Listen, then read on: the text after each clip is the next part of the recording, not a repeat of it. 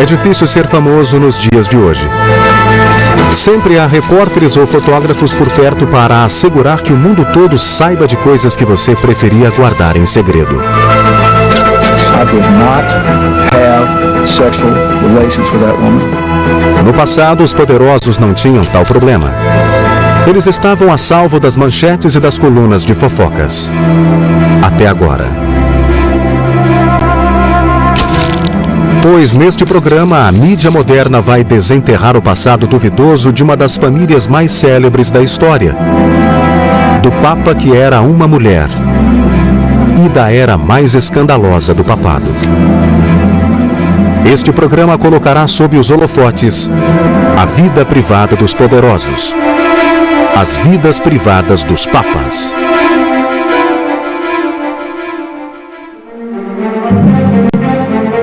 Nenhuma família teria sido mais visada pela mídia moderna do que os Borgias. Esse nome ainda hoje é sinônimo de cobiça, luxúria, traição e assassinato.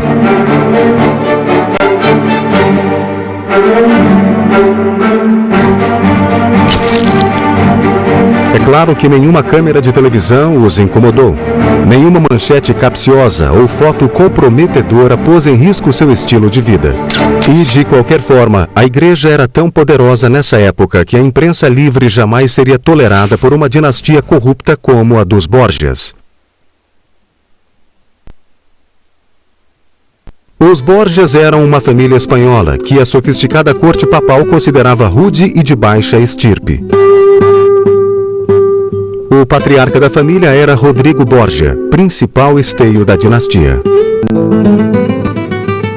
His uncle was a bishop who in the course of time became a pope, and Rodrigo went with him to Rome and then was loaded with honours and benefices, as a result of which he became the second richest cardinal, and he was vice-chancellor of the papacy, which meant that he was the power broker and patronage man, and he went through 4 papacies, so he was shrewd. He was actually a very good administrator, and in some ways lived a rather parsimonious kind of life. Rodrigo tornou-se Papa Alexandre VI em 1942, após obter o cargo por meio de negociatas e subornos desavergonhados. O novo Papa era mulherengo e, tal qual alguns antecessores recentes, ele não via razão alguma para observar o celibato clerical. While he was interested in women, there was something about him that attracted women. There was a list of short-term mistresses and long-term mistresses. I suppose you could say that there was a kind of sexual appetite. Papa tem rebanho feminino. Mas nessa era anterior aos desmentidos públicos e confissões lacrimosas em rede nacional, Rodrigo tinha outras coisas com que se preocupar. Uma delas era assegurar que a família Borgia desfrutasse de todas as vantagens da nova posição dele. It was said that when he woke up in the morning, the first thing that he thought was, what can I do today to the advantage of my family? Um batalhão de parentes próximos e distantes ocupou os melhores cargos, ao ponto de um desgostoso embaixador observar que 10 papados não seriam suficientes para empregar esse enxame de aparentados. Hoje a imprensa teria muito pano para a manga. Rodrigo dá empregos aos filhos. Um desses destinados a grandes feitos foi o filho de Rodrigo, César Borgia, fruto de um de seus muitos casos. Ser filho ilegítimo era um grande empecilho ao progresso na igreja, mas para tudo dá-se um jeito. Uma série de subornos aplainaram o caminho para César tornar-se cardeal em 1493, o primeiro passo rumo à eventual obtenção do papado. Cesare Borgia is one of the great bad men of history. He's the centerpiece in many ways of Machiavelli's The Prince. And he uses Cesare's customs and practice to show how to survive in the whirlpool of Italian politics. Again, with the same Borgia devotion to family, and let nothing stand in the way. So, for instance, in the first instance, he's a clergyman, and then he renounces his orders, because if the Borgia family is to continue, then he must be able to get married and beget children who can then rule the estates that are required. But he was obviously a man of some military capacity. For instance, Leonardo da Vinci, for a time, was his military engineer. So he got an eye to talent. Como a imprensa atual teria adorado isso. Não era prudente mencionar o assunto da ilegitimidade de César, pois isso podia melindrá-lo. Os que o faziam pagavam caro, de modo que as pessoas evitavam provocá-lo. Afinal, o destemperado e sanguinário primogênito seria um dia chefe da igreja.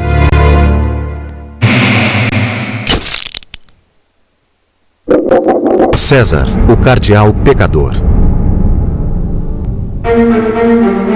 César tinha 2 irmãos mais novos, João e Jofre, mas não nutria particular afeto por nenhum deles. César tinha ciúme de João porque este era o filho favorito de seu pai, e desprezava Jofre a ponto de dormir com a esposa dele, a qual, a propósito, também dormia com João.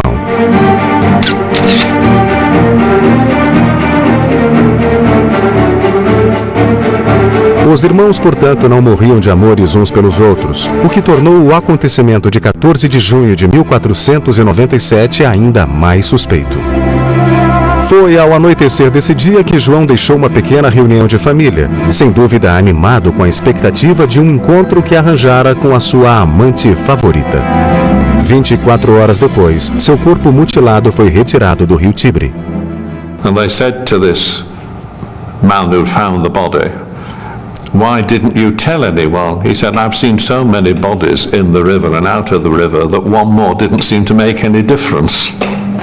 And of course it was never solved, for the body was recovered, was buried, and the Pope, incidentally, was very upset about it and said, "I know the cause of this, I know the cause of this," and went round in a demented state, but he never told anybody what he thought it was.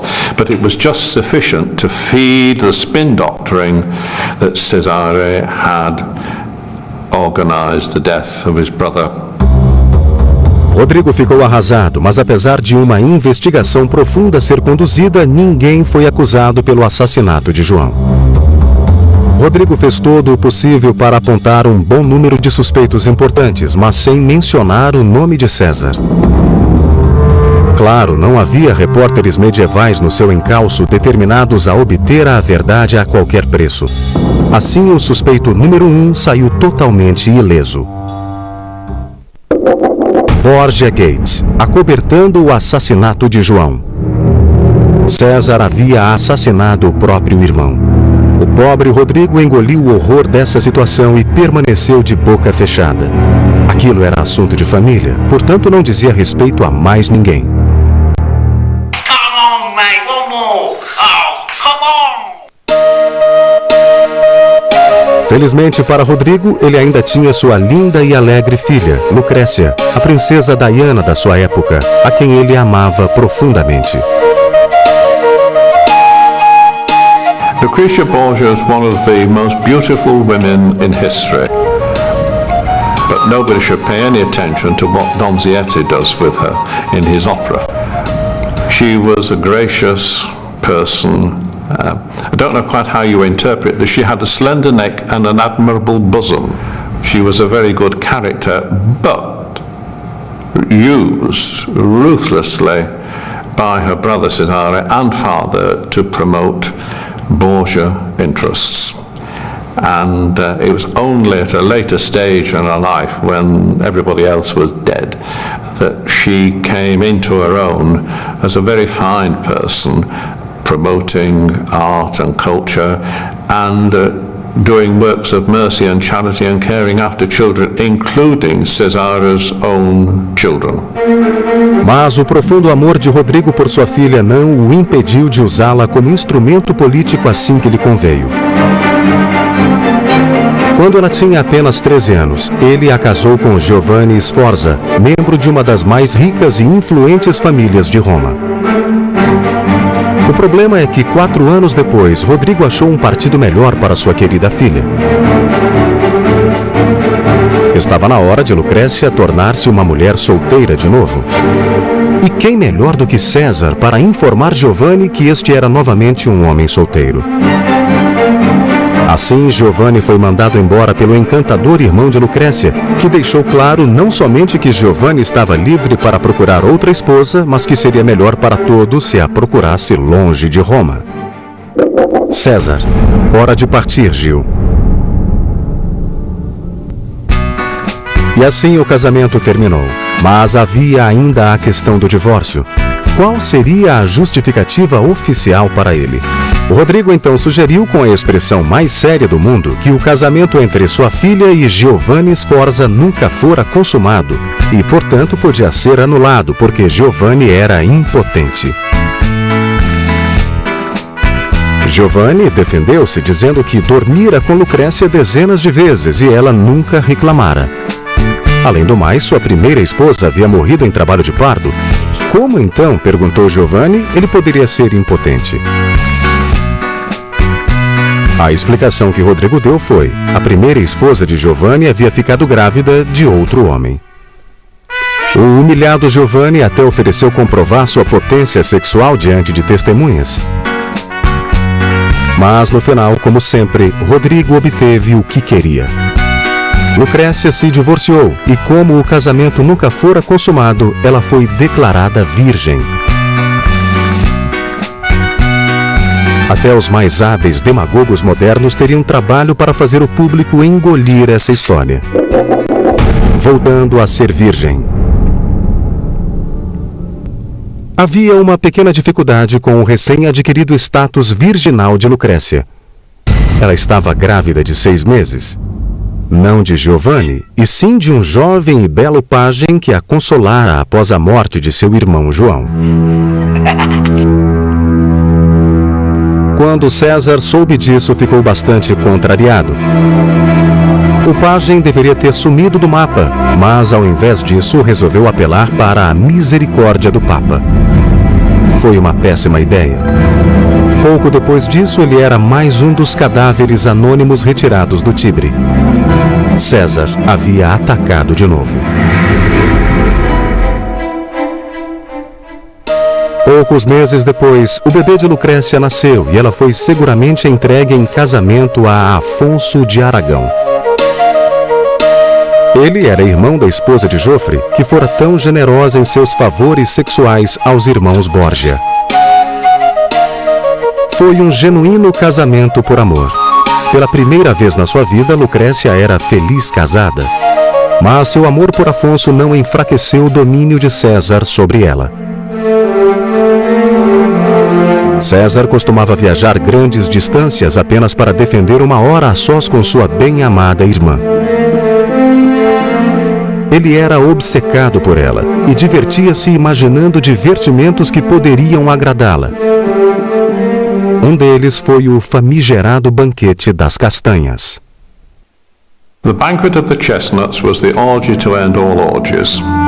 It was organized by Caesar in the Apostolic Palace, and anybody who was anybody was there, mainly female. He brought in, marvelous phrase, he brought in 50 honest prostitutes.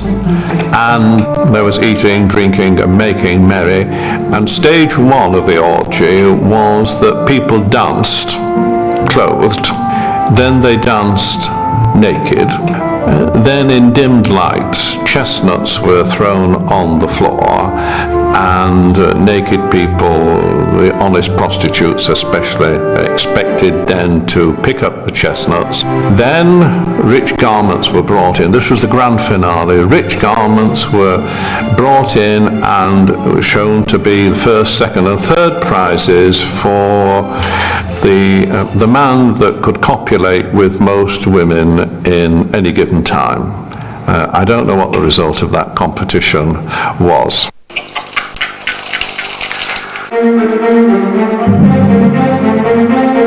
No ano 1500, a famosa lealdade da família Borgia foi testada ao limite. Afonso, como Giovanni antes dele, não era mais necessário como marido de Lucrécia. O cenário político havia mudado e a cotação do pobre Afonso ficara desvalorizada. Ou seja, ele também tinha de partir. César era o homem certo para essas situações delicadas. Houve uma tentativa mal feita de assassinar Afonso em julho, e foi, é claro, por uma trágica coincidência que ele sucumbiu a uma hemorragia interna em agosto de 1500, apenas um mês depois. O estranho é que as vítimas desse tipo de óbito raramente são achadas com marcas de estrangulamento no pescoço. Afonso, o grande enigma. Hoje em dia, coisas assim nunca seriam sonegadas à imprensa. Alguém em algum lugar acabaria revelando detalhes. Alguém em algum lugar conseguiria fotos. Ao menos Afonso foi poupado do mergulho póstumo no rio Tibre. Foi simplesmente enterrado às pressas em um túmulo simples. Tal qual os políticos modernos quando as coisas dão errado. Rodrigo prometeu investigar a morte de Afonso. Porém, surpresa, essa investigação tampouco deu em nada. Crime encoberto. Lucrécia estava inconsolável, mas uma visita de César persuadiu-a de que fora melhor assim. Ela voltou ao seio da família e retomou seu antigo estilo de vida. Os Borgias estavam unidos de novo. César estava sendo consumido pela sífilis. Embora, ao contrário dos famosos de hoje em dia, ele não precisasse se preocupar com fotos pouco lisonjeiras suas publicadas na imprensa, César usava uma máscara para ocultar as horríveis feridas em seu rosto. Mas a cobiça de César por poder permanecia forte como sempre, e ai de quem atravessasse o seu caminho.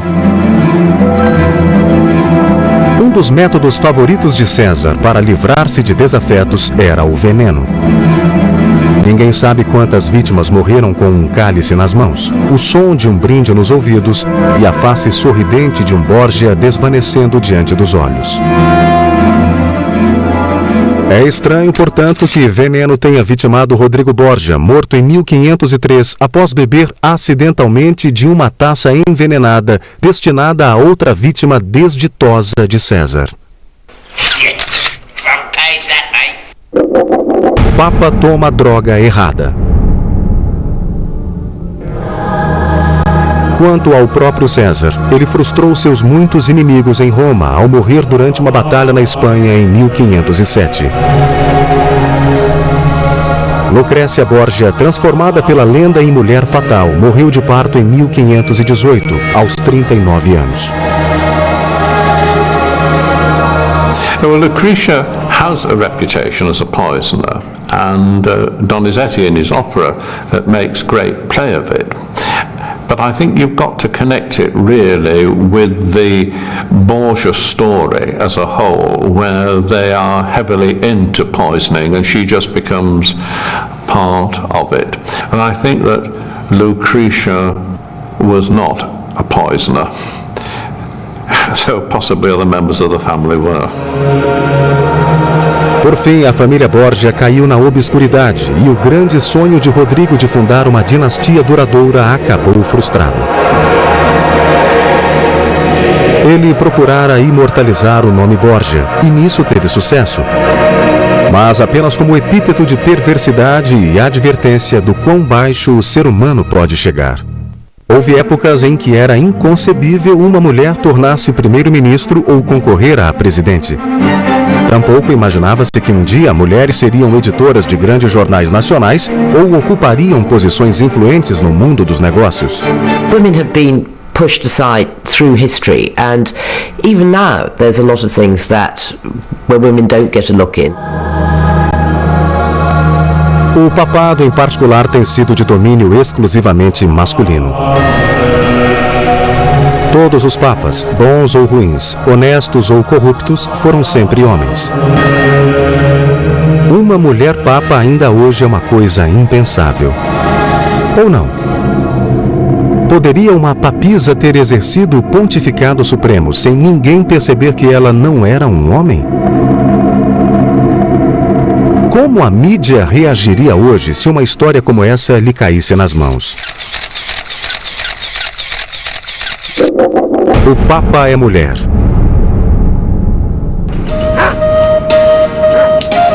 Roma, na metade do século IX, não era a magnífica cidade de mármore da era clássica, nem a Roma renascentista com seus soberbos palácios e igrejas.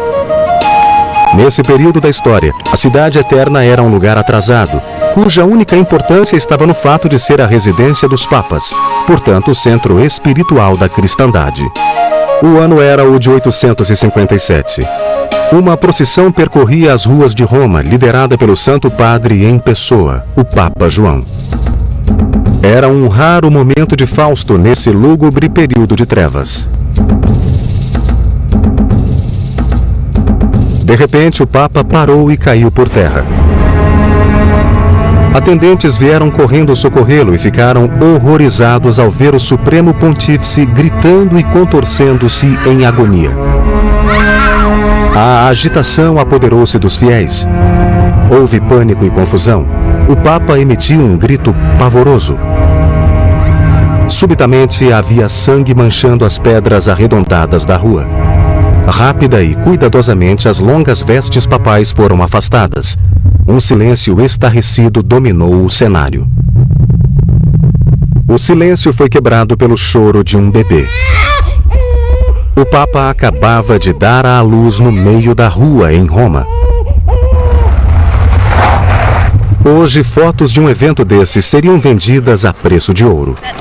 Just one shot, just one shot. Santa Madre, o Papa deu à luz.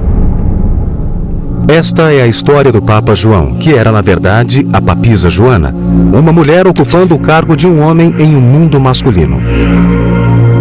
Ela ainda era uma figura controversa na história da religião, muito depois do século IX. Eles ainda discutiam sobre ela na época da Reforma, quando os protestantes desligaram-se de Roma. Os protestantes acusavam seus oponentes religiosos de tentar apagar Joana da história católica. Por sua vez, Roma desautorizava a história toda como uma suja e caluniosa mentira fabricada pelos protestantes hereges, a fim de escarnecer e difamar a Igreja Católica. It was part of a propaganda campaign.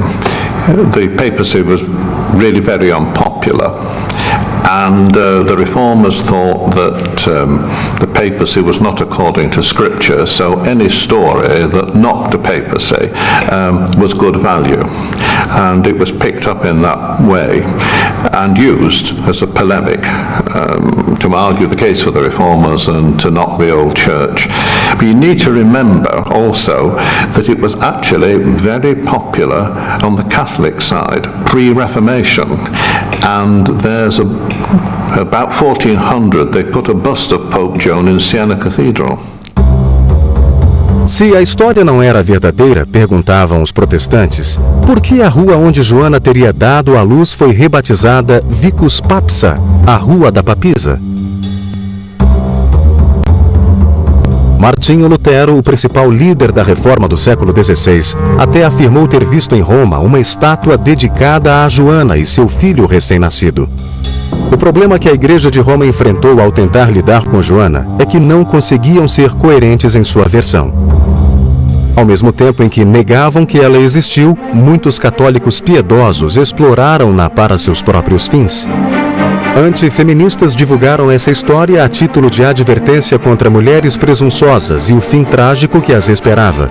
Uma fábula ilustrando como a ambição feminina desenfreada ocasionou vil depravação e estrago duradouro à Santa Igreja.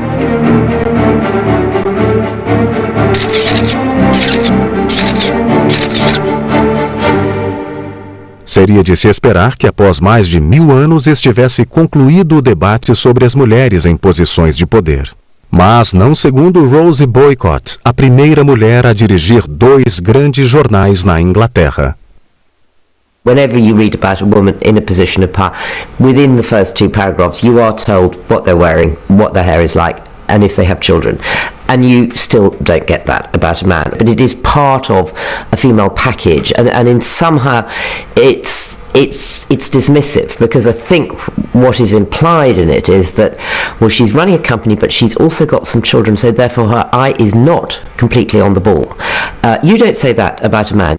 Parece que o debate sobre os sexos continua ativo. Aliás, ele já existia muito antes de Joana entrar em cena. Sacerdotisas do século V causaram forte polêmica. Aquilo era demais para o Papa Gelásio, que observou cheio de incredulidade. Soubemos que os assuntos divinos se degeneraram a tal ponto que mulheres são encorajadas a oficiar em altares sagrados e a desempenhar funções reservadas ao sexo masculino. Mulher no altar só para casar. Como foi que a papisa Joana tornou-se Papa João? Achava-se que Joana nascera na Inglaterra e que sua família era de missionários.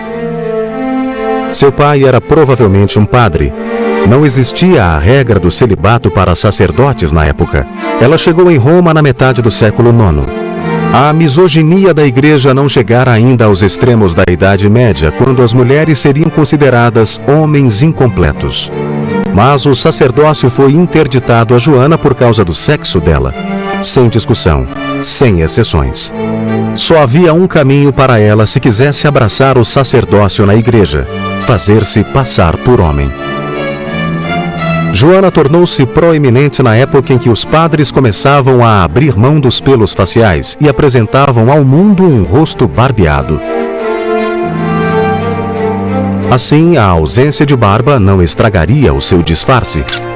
Contanto que Joana não fosse muito bonita e que não possuísse voz de falsete, guardar seu grande segredo seria suficiente com roupagens, sobretudo as vestes clericais, tradicionalmente assexuadas. Thankfully, we don't anymore have to pretend, actually physically, to be men. But interestingly, psychologically, women still do have to pretend to be men. They're not meant to bring their own levels of femininity or feminine sensibility that far into the workplace. Foi isso que Joana fez. Para o mundo exterior, ela simplesmente tornou-se um homem. Joana passou a ser João, e por incrível que pareça, ninguém percebeu. As ambições de Joana provavelmente não se estendiam além de ordenação como sacerdote.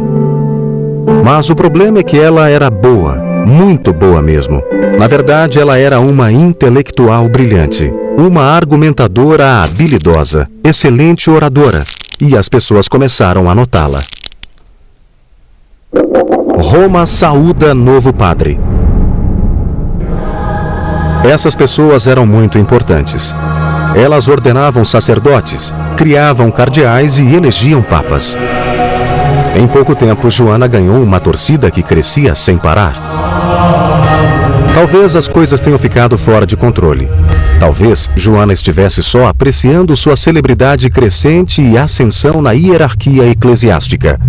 Mas depois que ela começou, não havia mais volta.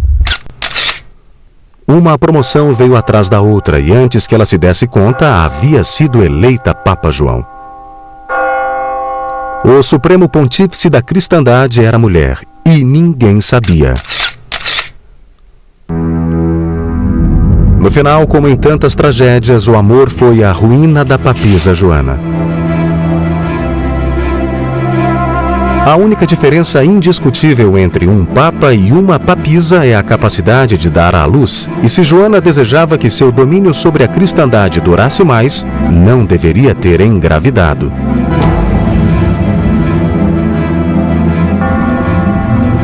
O pai da criança dela não passa de um vulto obscuro e anônimo, talvez um antigo amor da sua juventude.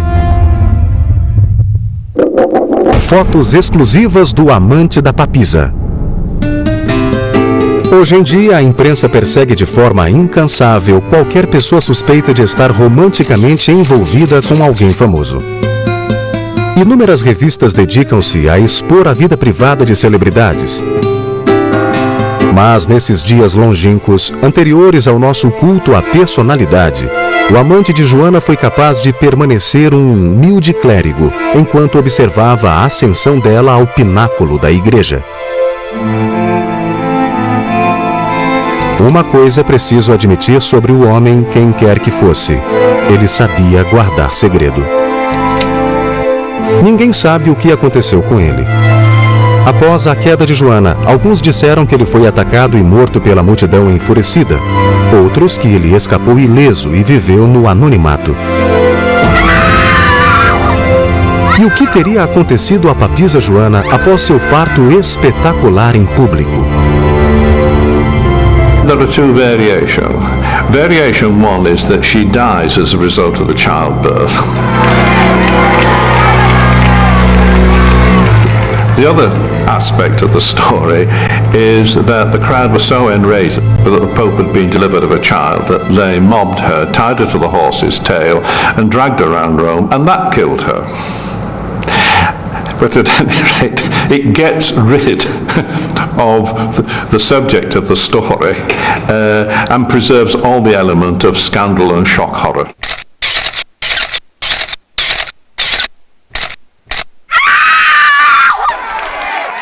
E que fim levou o bebê de Joana? Dizem que ele escapou à fúria da multidão, cresceu e tornou-se um bispo. Sua mãe, com certeza, teria se orgulhado dele. A história da papisa Joana tem um epílogo interessante. Estas são as palavras de um clérigo galês, Adam Diaski, que assistiu à coroação do Papa Inocêncio IV em 1404 e as escreveu em seu relato. Depois de desviar por aversão a papisa Joana, cuja imagem com o filho dela encontra-se perto de São Clemente, o Papa desmonta de seu cavalo e adentra a Basílica de Latrão para ser entronizado. Ali senta-se em uma cadeira de pórfiro com o assento furado para que um dos cardeais mais jovens possa confirmar o seu sexo. Adam Diaski, portanto, acreditava na existência de Joana e até sugere que no século XV havia uma checagem de sexo, apenas para assegurar que nada semelhante pudesse voltar a ocorrer.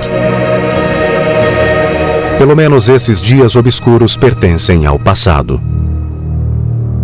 I mean, you look around the G8 and the UN at the moment and it ain't too full of skirts. É evidente que muitos homens virtuosos e santos tornaram-se papas e governaram a igreja com sabedoria e devoção. Apenas uma minoria dentre eles parecia composta por vigários do diabo. Mas mesmo para aqueles que levavam o cargo a sério havia muitas vantagens. Entre outras coisas, tinham a oportunidade de opinar em assuntos não religiosos. The bishops aren't in the House of Lords by accident. The bishops are in the House of Lords because they were then able to influence politics. They weren't just there to represent some ecclesiastical well-being. They were there because they influenced the political decisions of the government of the day. Isso tudo fazia parte de um acordo muito conveniente, que hoje em dia seria chamado de o sistema. Mas, afinal de contas, os papas eram humanos como nós e, quando distantes dos olhos do público, sujeitos às mesmas tentações que todo mundo. Ao longo dos anos, a mídia se divertiria com os religiosos desencaminhados, publicando manchetes tais como o vigário e a vigarista, o tarado do confessionário, crise sexual na igreja. Em priscas eras, ninguém tinha de se preocupar com essas manchetes embaraçosas, de modo que a imagem pública do papado ocasionalmente ocultava vidas privadas corruptas e vergonhosas. Às vezes, a corrupção se estendia por vários reinados papais. O mais famigerado desses períodos negros ficou conhecido como o reinado das prostitutas. Reign of the Harlots is a cliché title for a period when the papacy was really in the grips not only of the Roman nobility, but of at least two formidable women. So what that meant was that the women and their families were interested in getting access to the papal estates for the rents and the power and the prestige that involved. And therefore they needed a tame pope who'd do their bidding.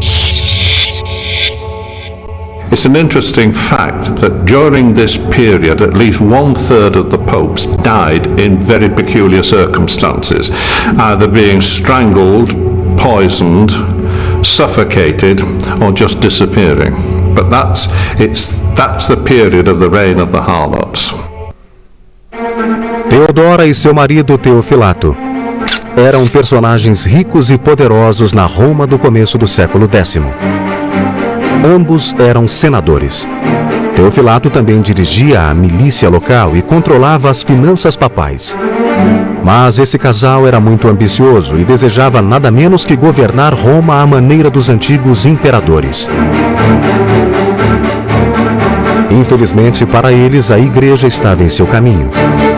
A coisa óbvia a fazer, portanto, era controlar a igreja. O que eles precisavam era de uma criatura sua lá dentro, um fantoche. Para a sorte dos dois, surgiu um candidato disposto a cooperar. Seu nome era Sérgio III, que, com alguma ajuda de Teodora e Teofilato, fora eleito Papa em janeiro de 904. Para manter Sérgio com rédea curta e nunca deixá-lo esquecer quem mandava ali, Teodora e seu marido deram de presente ao Santo Padre sua filha de 15 anos, Marósia. Marósia não perdeu tempo e ficou logo grávida de Sérgio. Essa criança, mais tarde, haveria de tornar-se Papa. Sérgio foi, na melhor das hipóteses, um horror. Um dos piores papas da história, mesmo para os patrões da época tenebrosa em que pontificou. Depois de assassinar o papa anterior, Leão V, e obter o trono de São Pedro com a ajuda de Teodora e o marido, ele resolveu se vingar dos seus desafetos, um dos quais era um ex-papa chamado Formoso.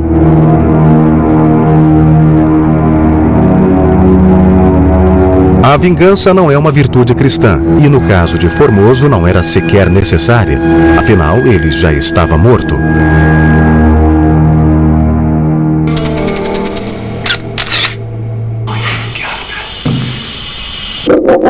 O Papa é de morte.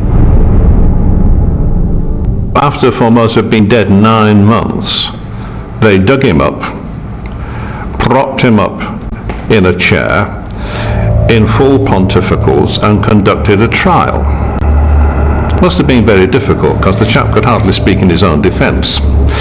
Not surprisingly, he was found guilty, and the verdict was that he was guilty, that all his acts were invalid, all his ordinations were invalid, and the 3 fingers that he'd stuck up for blessing when he'd been Pope were cut off. And that was the end of the trial. They gathered the body up and threw it in the river Tiber. The sad thing, of course, from the paparazzi point of view is that Formosa was not tinged in any way with any kind of sexual scandal. It's just they didn't like him. Com Sérgio firmemente estabelecido como Supremo Pontífice, Teodora e Teofilato sutilmente assumiram a posição de poder por detrás do trono papal. A era da pornocracia havia começado. Mas mesmo os melhores planos podem dar errado. Teodora e Teofilato provavelmente não contavam com o fato de seu Papa fantoche morrer após apenas 2 anos de pontificado. Pois Sérgio morreu mesmo inconvenientemente em 911. Mas, a essa altura, o domínio do casal sobre o papado era absoluto. Era hora de agir e Teodora assegurou uma transição tranquila, seduzindo o sucessor favorecido por ela, o arcebispo de Ravenna.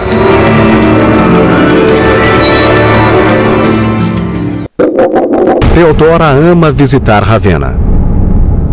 Convencido de sua vocação sagrada e com a melhor preparação possível para o pontificado máximo, Ravenna subiu ao trono como Papa João X. A cerimônia de sua iniciação, ministrada por Teodora, havia assegurado que ele não esquecesse a quem devia lealdade. Tudo correu bem no início, mas Theodora logo percebeu uma mudança no seu papa favorito. Ela o subornara com seu corpo, mas ele, miserável e ingrato que era, recusou-se a permanecer subornado. E o pior não era isso. Tudo levava a crer que João havia se tornado sinceramente piedoso e decidido a levar os assuntos sagrados a sério. Nenhuma campanha da mídia provocou essa mudança, nenhum debate na televisão, nenhuma pressão de jornalistas determinados a pôr um fim na corrupção. Nada disso.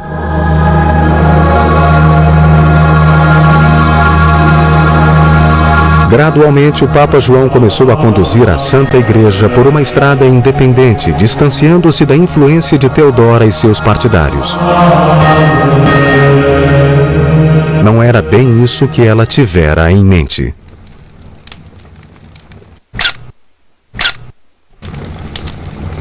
No ano 924, as coisas pareciam prestes a mudar ainda mais radicalmente, graças à morte súbita de Theodora. O Papa deve ter pensado que agora estava a salvo de influências externas pouco desejáveis.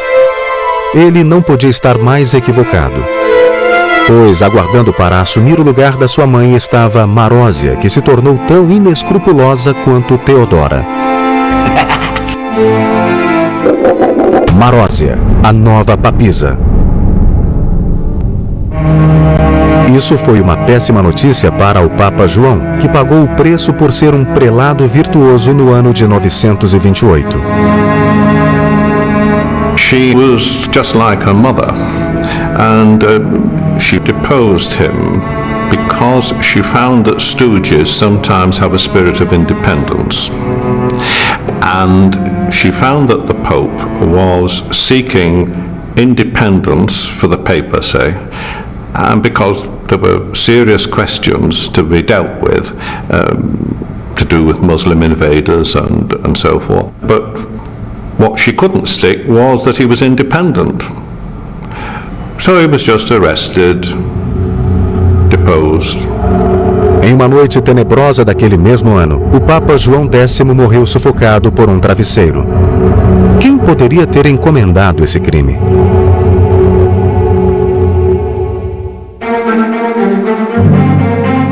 Os dois papas seguintes, Leão e Estevão, eram títeres de Marósia, meros guardadores de lugar, cuja única função era manter aquecido o trono de São Pedro, enquanto o filho dela, cujo pai era o execrável Sérgio, lembram-se? Crescia. Em março de 931, ela o viu coroado como Papa João XI. Foi a única ocasião na história em que o filho ilegítimo de um papa anterior o sucedeu no papado. Infelizmente, havia outro filho, Alberico, que não ficou muito contente ao ver seu meio-irmão obtendo o cargo máximo da igreja. Alberico herdara todas as características dessa família encantadora. Ele era ambicioso, faminto de poder, detestável e absolutamente impiedoso. Não o tipo de pessoa que se deva ter como inimigo. Alberico de olho no cargo do irmão. Se Alberico estava infeliz por seu irmão ser o Papa, isso não foi nada comparado ao desprazer que sentiu ao saber que sua mãe pretendia se casar com Hugo de Provença, ninguém menos que o rei da Itália. De repente surgia outro obstáculo às suas ambições.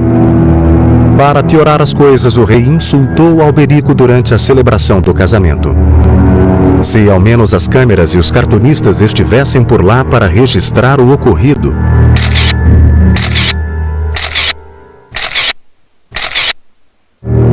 Alberico era um homem de ação por excelência e não pretendia tolerar um meio-irmão agraciado com um papado por sua mãe, nem tampouco um novo padrasto importuno que impediria Alberico de realizar seus sonhos de poder.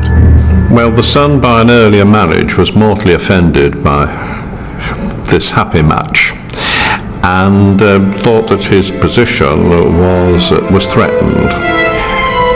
So he organized a coup. They were all toppled, probably suffocated because they didn't like to shed blood, they just liked a quiet death. And the Pope was sidelined and told to just attend to his sacramental duties, and Alberic assumed political control over the area, and that was the end of all of them. Matar a própria mãe e encarcerar o irmão estavam na ordem do dia para aqueles que faziam o serviço de Deus durante o reinado das prostitutas. Alberico estava apenas continuando os negócios da família. E com Marósia morta e o Papa aprisionado, as coisas pareciam muito promissoras. Para deixar bem claro quem estava no comando, Alberico proclamou-se príncipe de Roma e senador de todos os romanos. Quem disse que o crime não compensa? Alberico mais tarde dignou-se a libertar seu meio-irmão do cárcere, embora apenas para torná-lo uma espécie de escravo pessoal. Para o ex-papa, que havia desfrutado o melhor da vida, isso foi um sapo grande demais para engolir. Ele morreu um homem arrasado 3 anos depois. O reinado das prostitutas terminou com o filho de Alberico, Otaviano, que empunhou o báculo de pastor universal como Papa João XII na metade do século X, e que era tão corrupto moralmente, politicamente e financeiramente que um sínodo especial reuniu-se para depô-lo. Eles não precisavam ter se dado ao trabalho, pois sua santidade morreu na cama, embora não à cama dele. Aparentemente, o marido enfurecido que o matou a marteladas não gostou muito da ideia de dividir sua mulher, nem mesmo com o Santo Padre. O Papa morre pregado na cama. Um período tenebroso para a Igreja chegou ao fim, embora, por uma formidável ironia, o reinado das prostitutas, período que se tornou sinônimo de corrupção e excessos sexuais, tenha ajudado a ocasionar melhorias significativas. It was the launching pad for a reform. One of the stooge popes was much influenced by the reforms that were being thought through at Cluny Abbey, and he adopted those reforms. And one of the basic ideas was to stop the church becoming the plaything of the aristocracy wheresoever they were, and to stop church resources being secularized. So one of the ideas they then had was to make the clergy celibate, because you can't have legitimate descendants if there's celibacy. It breaks the continuity. Whereas you see with the barons, they were trying to get hereditary succession, father-son, father-son. When you break that with celibacy. Papas celibatários durante o reinado das prostitutas? Isso sim daria um furo de reportagem.